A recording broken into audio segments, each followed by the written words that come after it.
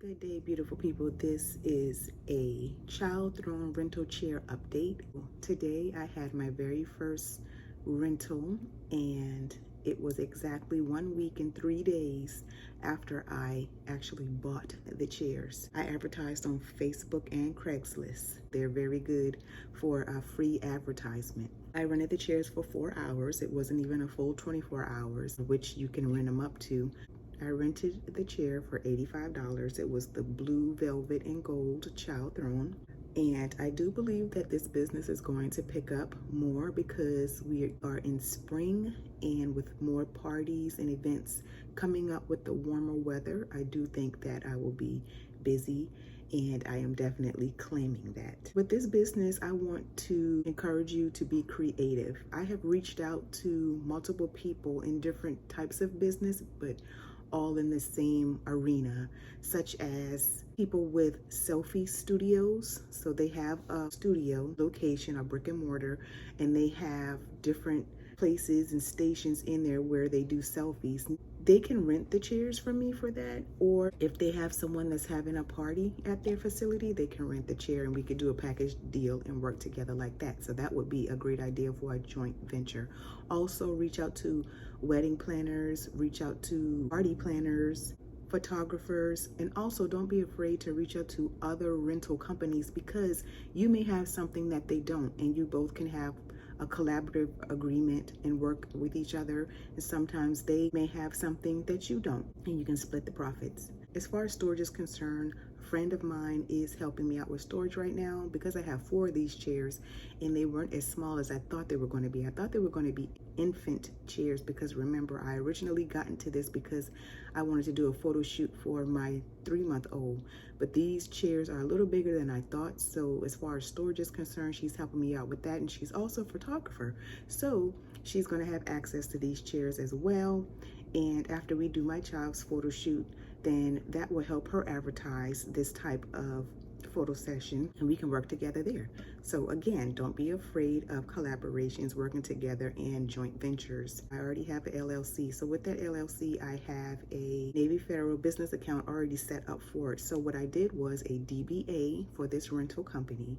All I had to do was, when I called Business Solutions at Navy Federal, they asked me to upload the copy of the DBA that was filed with my Register of Deeds. That was it. And then I just called Navy Federal back to confirm that they received it. And after that, I was ready to go and ready to receive payments in the name of the DBA through that bank account. Also, you can set up a PayPal business account, and with that you can receive direct payments with credit cards, debit cards, and you can also have your QR code, of which you can post on your Facebook advertisement or whatever advertisement. You can make your business cards and put your QR code on there to receive payments and make it easier for people. There is a fee with PayPal. It goes from about 2.29%, depending on how they're paying, up to 3.49%. That's an option.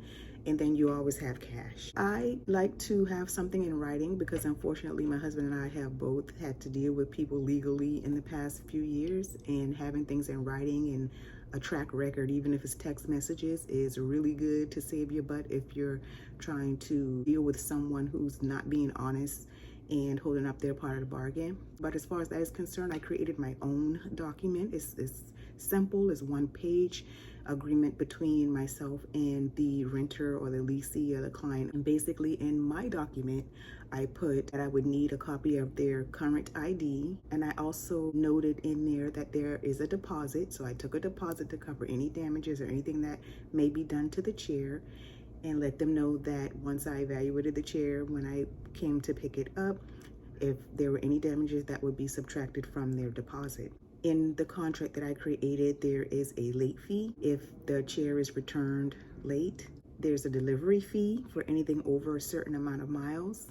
There's a weight capacity for the chair because these are Child Thrones. They're not made for people or children over a certain capacity because I don't want to break the chairs down. I let them know in my contract that the chairs are sterilized after each use, and also that there may be some minor imperfections, so that people don't expect something to be perfect that is used. When I dropped the chair off, I did a walk around. When I picked the chair up, I did a walk around. And after the pickup walk around, then I return the deposit in full if there are no damages. If you are interested in doing this business, I would encourage you to not wait until things are perfect. You're not going to have things perfect, and that's with anything in life. Go ahead and get started, because to be honest with you, it's very simple to do. Just put some protective measures in place, get something to protect the chairs, write yourself out some type of document that the renter signs, get your bank account going, and just kind of figure out and brainstorm how you want it to go, advertise, and go from there. It's really easy, and don't overextend yourself as far as renting out too far and just putting yourself out of a way that's not going to be profitable to you. Also, make sure you get a deposit, because these are man-made goods, of course, and things can get damaged, especially when you're dealing with children and parties and food and cookies and candy and stains and things like that. You want to keep that in mind to protect your investment. Even if you don't have things perfectly, don't make that an excuse not to get started. Go ahead and get started, because the learning is actually in the process of doing it, or doing anything in life. The learning is in the process. Overall, this was really easy. I didn't have an issue. Went really smooth. This chair could actually fit in a car, depending on what type of cars you have. And if you have any questions, comments, or concerns, feel free to leave them. I want to thank you all for watching.